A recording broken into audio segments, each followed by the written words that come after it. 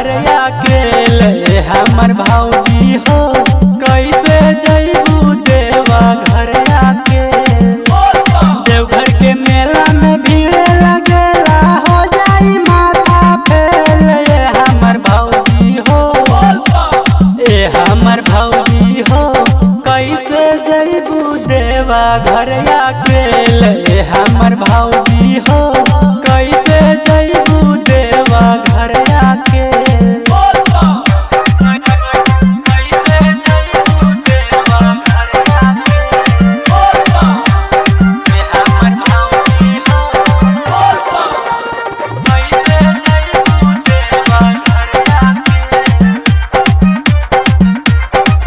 बड़ा कठिन होला सुइया के चढ़े में हो जाई देर तहरा जलावा ढारे में। बड़ा कठिन होला सुइया के चढ़े में हो जाई देर तहरा जलावा ढारे में। बस से जइहा ए हमर भौजी धरिहा जानी रेल। हमर भौजी हो ए हमर भौजी हो कैसे जइबू देवा घर अकेले। ए हमर भौजी हो कैसे जइबू देवा घर अकेले। कैसे जइबू देवा घर अकेले। ए हमर भौजी हो सुल्तानगंज से भरिहा गंगा जी के जल हो। देवरू सहेंद्र संगे रहिहा हर पल हो।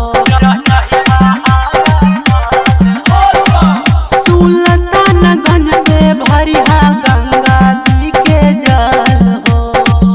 देवरू सहेंद्र संगे रहिहा हर पल हो। लाइन में खड़ा कबले रहबू होला बड़ी झमेल। हमर भौजी हो ए हमर भौजी हो कैसे जइबू देवा घर अकेले। हमर भौजी हो कैसे जइबू देवा घर अकेले।